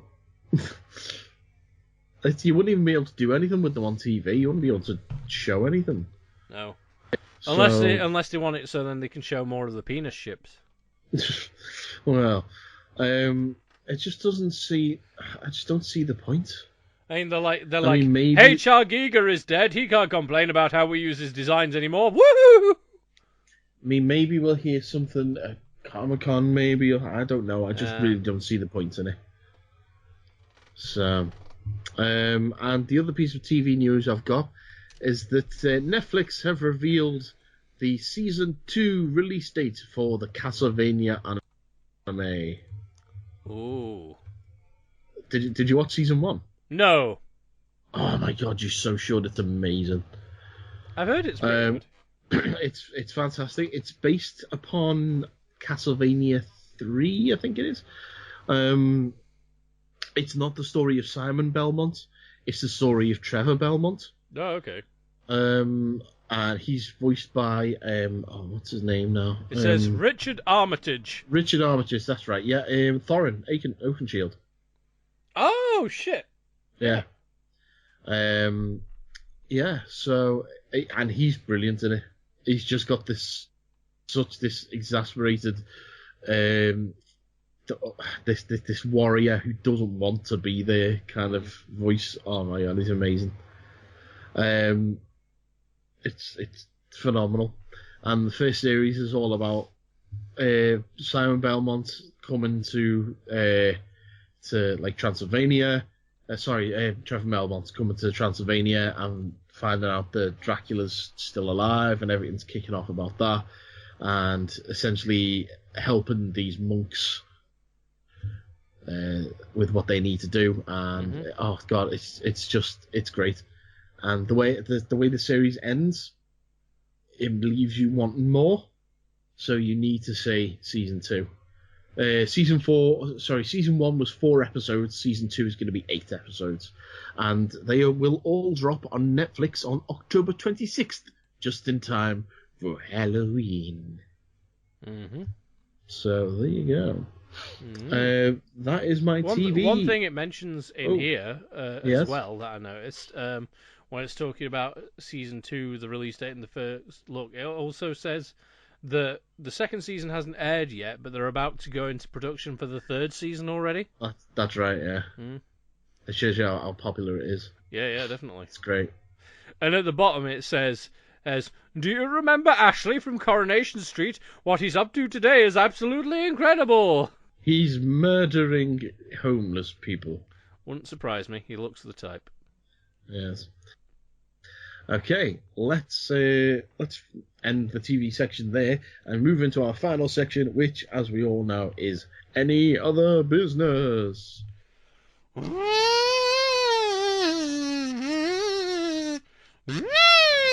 Any other business?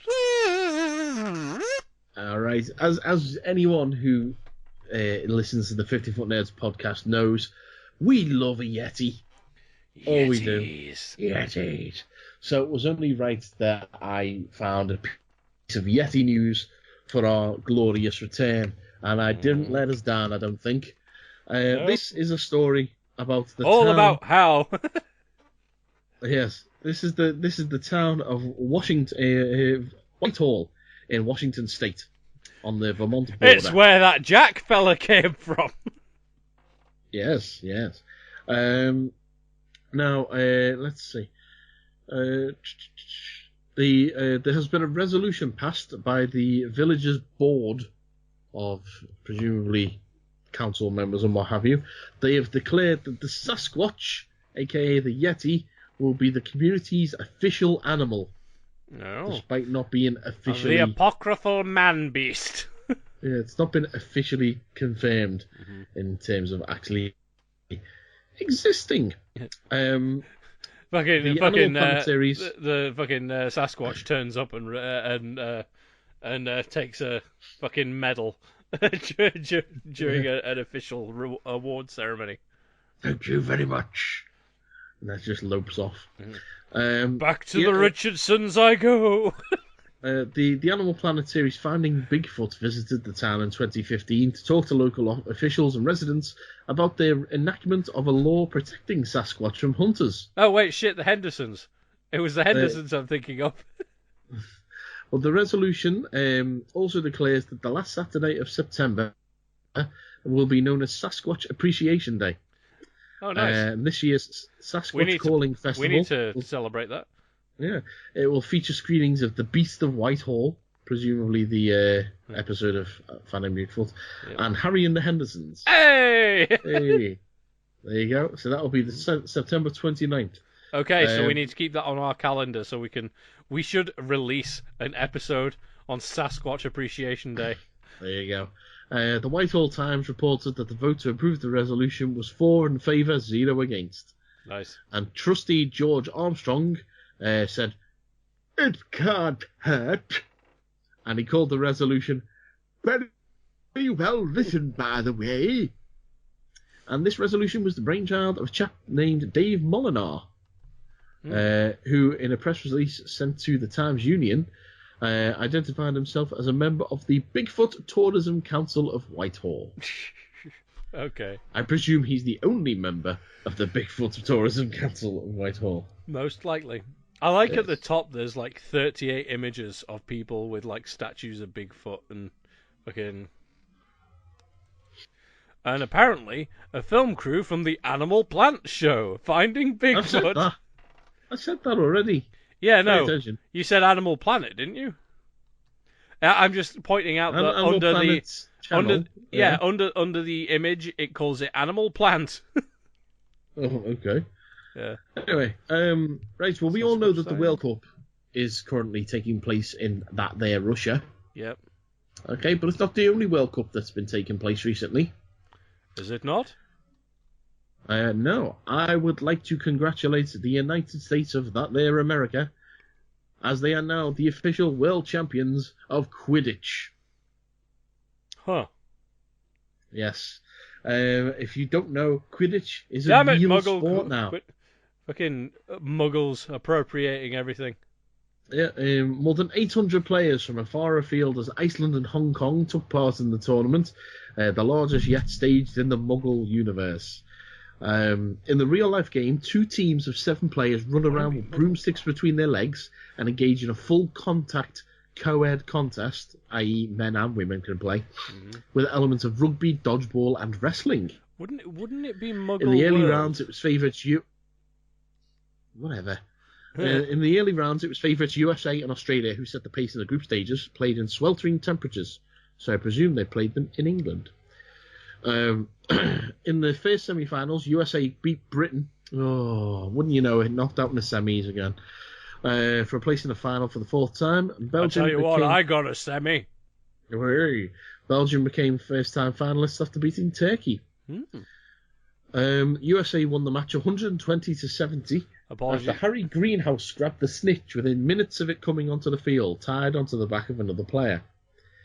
Now, if you've never seen this game actually played for real, there is a documentary about it. It used to be on Netflix. I don't think it's there anymore, though. Try and find it. It's really strange to see how people play it, but it actually makes a lot of sense. Huh. So, yeah. Doesn't involve flying, unfortunately. No.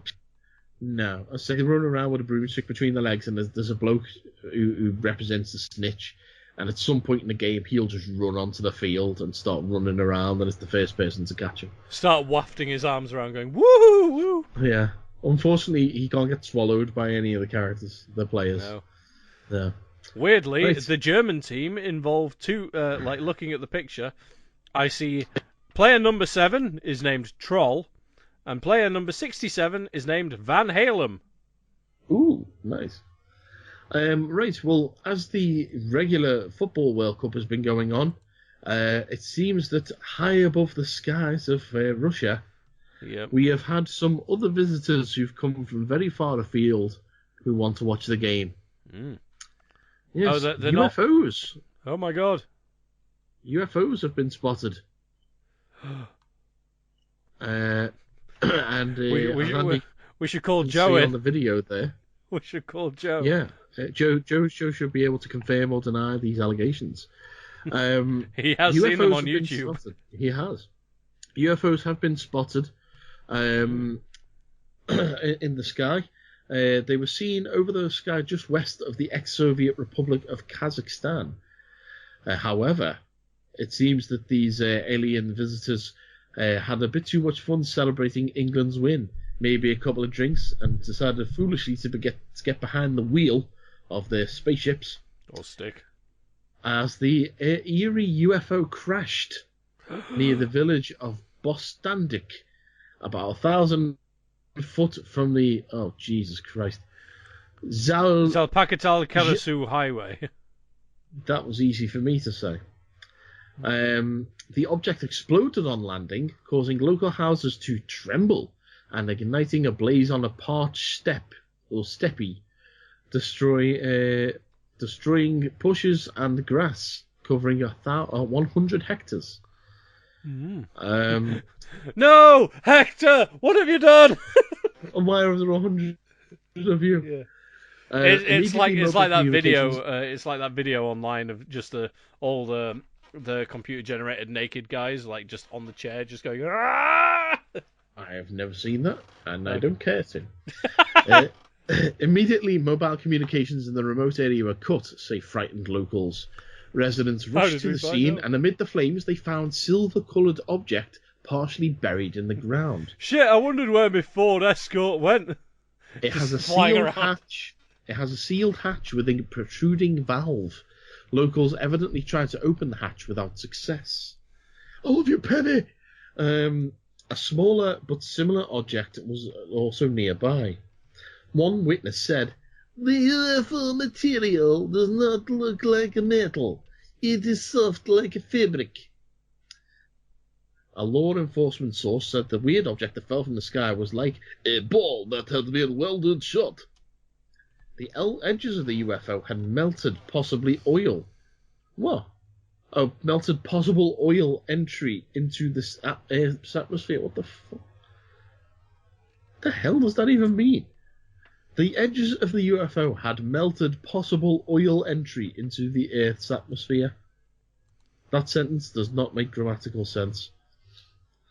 Let's see. No, residents of the Karasu village saw the object spinning in the sky with bright lights pulsating before it crash landed.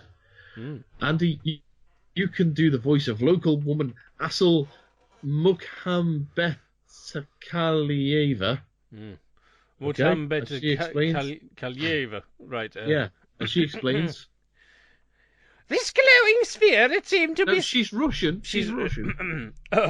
This glowing No, she's a I woman. am pumping my muscles. She is a Russian woman. I am pumping my muscles. This glowing sphere seemed to be spinning around and turning over our village. Then it fell down somewhere behind the village and exploded. There was a loud rumble. The house trembled. A large flame and smoke appeared over the place of the fall. We ran out of the house in fright. It's good that no one was hurt. You sound like I am getting stronger. What was that voice we used to do for the? I think it was the voice of Canada or whatever his name was. I can't remember his name. Oh shit! Who was the Canadian spokesman? Yeah, you get his name now. Oh god, that's why it's been so long we've done on the show. We can't remember his name. No, but wasn't that the guy who was like, this guy kidnapped by Tyler? Kidnapped by Tyler. Yeah, that was it. That's what he sounded like.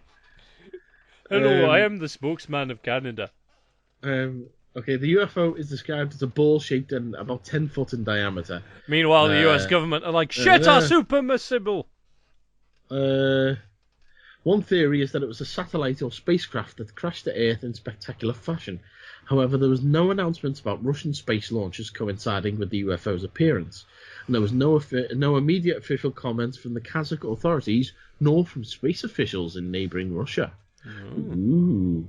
This happened at about 12:07 a.m. local time on Thursday. However, it has only just been reported. Ooh, to the outside world. Ooh, spooky. Okay. Next up, we're going to talk about talking. Huh. Yes. This is the story about published environmental group Ecologic. They had fitted a white stork, who was called Katka, with a tracker in attempt to track his migratory habits. They logged Katka's winter migration route through Africa and were preparing for a spring return. But after travelling over 3,700 miles to the Blue Nile Valley in eastern Sudan, all contact was lost. Ecologic told the Super Express, not just the regular Express, that somebody had mugged the bird, stolen its tracker, and put the SIM card in their own phone, before racking up more than 20 hours of calls. Now, Ecologic has been told that they must pay more than 10,000 Polish zloty, that's about £2,064, for the usage. Clearly someone had important calls to be making and has avoided being the one to pay for it. Ha ha.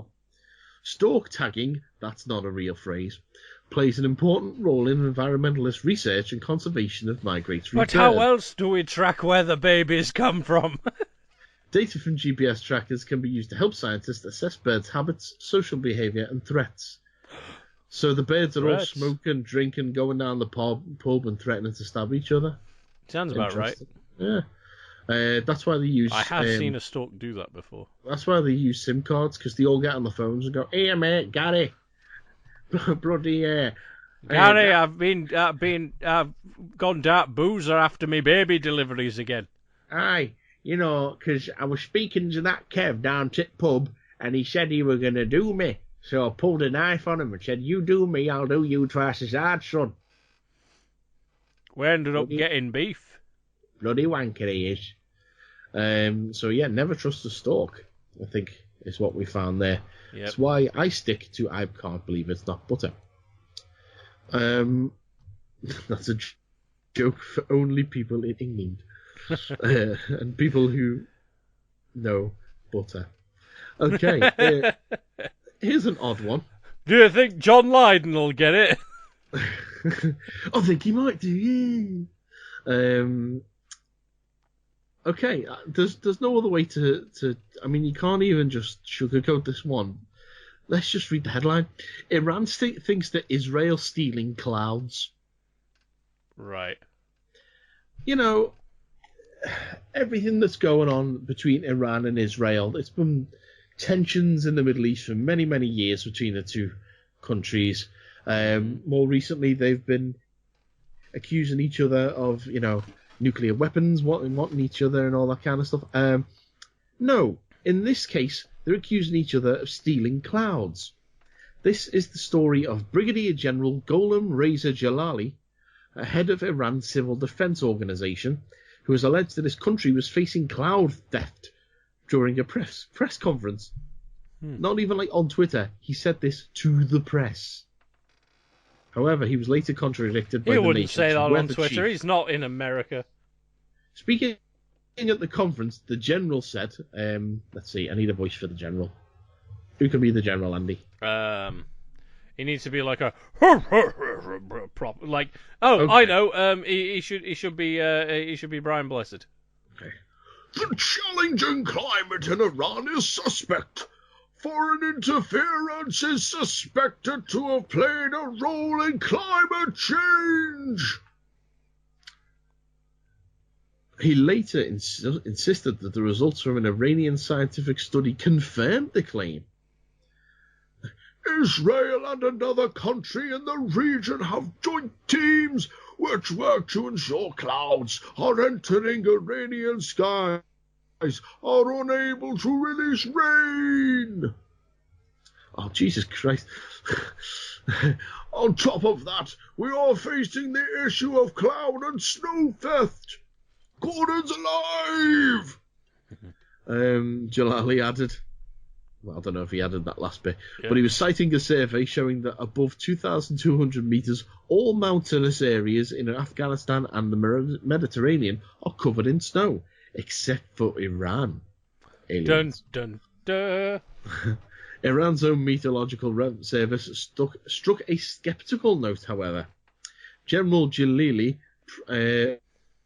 this is the head of Iran's meteorological service, Ahad Vazif. Yep. Let's see, what voice can this guy have? Let's see.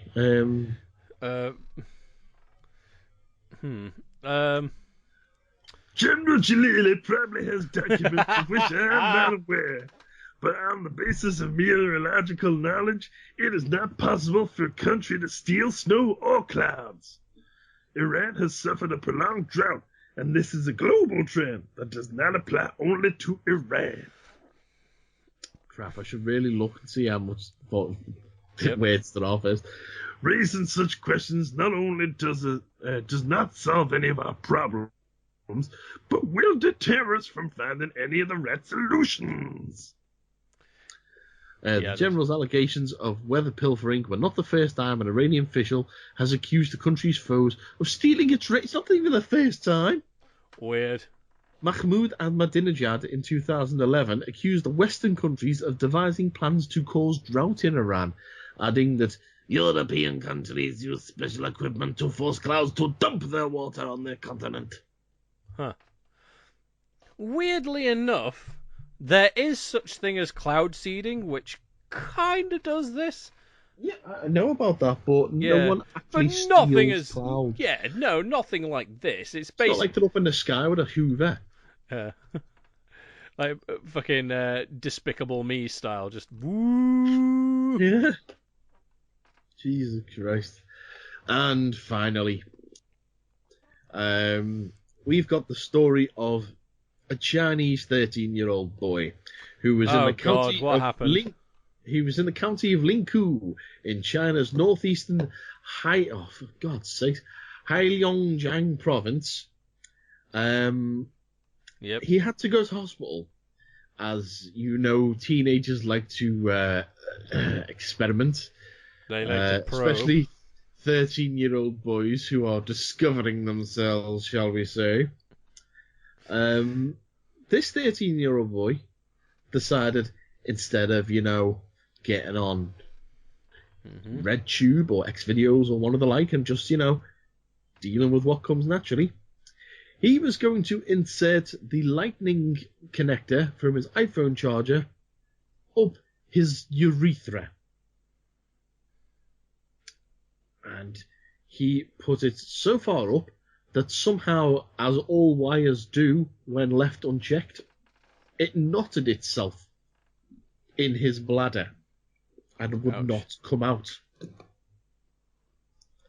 The medics had to apply lubrication in a bid to pull the cable out.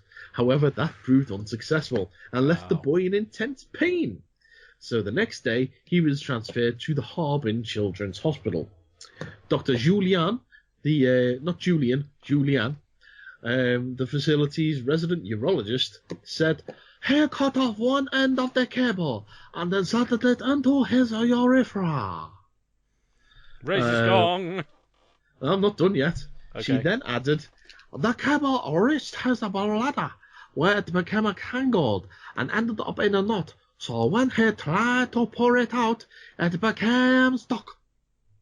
And you can see on his X-ray, it is damn tangled up. It looks like when you try and pull your headphones out of your inside pocket. Ouch. You don't know how it got that way, but somehow it is. It did. Also, cue the gong that I called for earlier. Yes, I'm just going to do this voice for the rest of the article now, because why not? Dr. Zhu says she had no chance but to operate on the boy. They cut into his bladder to find the knotted cable, snip the tangled section, and remove the remaining cord from his urethra, the same way it went in. The boy claimed he was curious about his genitalia and was discharged from hospital on Tuesday, 2 weeks after the surgery. Now you if you said 2 weeks, then congratulations, you are winner. You are winner of Betting ends. Betting ends. Will the wire fit up his urethra? Press bet now. Gong. Yeah, well, there we go. So, what have we learned in this episode of the Attack of the 50-Foot Nerds? We have learned... aliens can't take the drink? No, we have learned that kids get cancer. Oh, yeah. And we have learned that it is best to try not to charge yourself up your penis. Mm-hmm. And also that Bryce Carlson likes sniffing pens. Indeed he does. Well, that about wraps things up for this episode of the Attack of the 50-Foot Nerds. If you like what we do, then you can let us know. You can visit us on Twitter at 50Foot Nerds. That's FIFTYFWOTNERDS. You can email us anything you want at 50footnerds at gmail.com. You can catch us individually on Twitter. Mine is at Mike G. Bell. Mine is at Volts of Extoth. And Paul is at Auton Scouser. If you want to check out any of our video content, then you can check us on YouTube at... that is video.50footnerds.co.uk. And if you like what we do, then you can support us on Patreon by visiting... patreon.com/Attack of the 50-Foot-Nerds. I'm going to rejig what's going on there, because I want us to be able to give out more content and what have you. I want it to be worthwhile. Yeah. Because otherwise, at the moment, it's essentially just, you're giving us a tip. If you like what we do, you're just tipping us. And I want it to be worth your while. So, we definitely need to rejig it. Yeah, check out the Patreon soon, because I'm going to update all that information. Yep. Is there anything else that I'm forgetting? Well, I've got my own Patreon now, technically. Oh, and you've got a Patreon. Yeah, it's because I needed a way to prompt me into doing more of my Dungeons and Dragons stuff, and because I'm working on my own like Dungeons and Dragons setting and like monsters and all sorts of that sort of thing. So I started like doing that so people can support me on Patreon to get early access to like the setting and like new subclasses I'm making, new monsters and all that sort of cool shit. So if you like Dungeons and Dragons, come over to Traversing Teelengad, if you can spell that. Just look for me on YouTube. You may want to shorten that to like a bit.ly link or something like that, because this is going to be difficult. Yeah, so just look for me on Twitter and you can find it through there. Okay. And finally, if you want to come and see me in my play, then you can do so October 26th and 27th at the Brindley Theatre, Runcorn. Visit thebrindley.org.uk for details. I'll be there. Okay.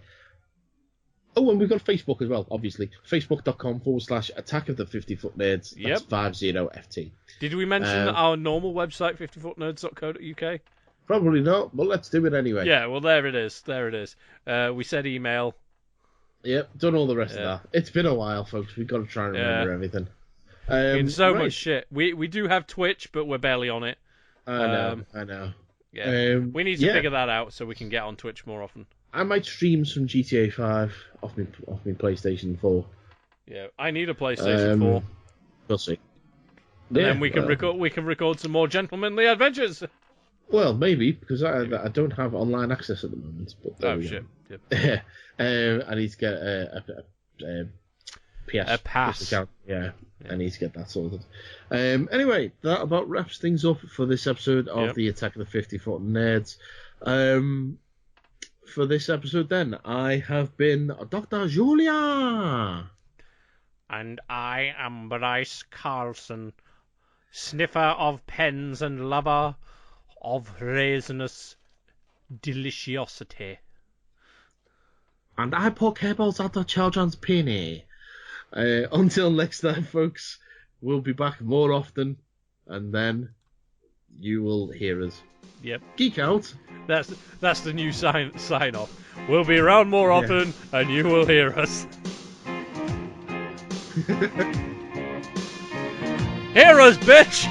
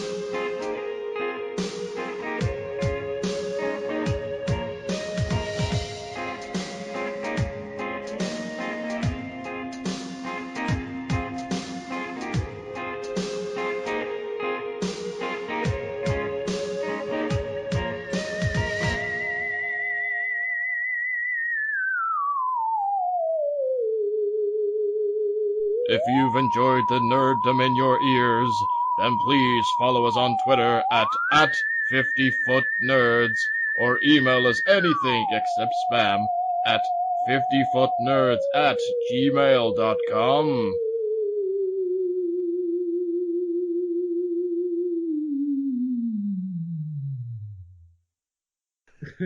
Listen to my words. They are in your ears. Mm. Yeah. Well, there we go. That was an episode. We're the 50-foot nerds, bitch. Yeah. Bang. This is the Super Black Man remix. I didn't say on that bombshell. Oh no. It's fine. On that bombshell. On that bombshell. So yeah. Oh. Well, that was good. Yeah, it was good. I enjoyed that. Yeah. Be nice to do that more often. Yes. So we need to. We should. Do you want to do that every week or every couple of weeks? Every week as much as we can. Yeah.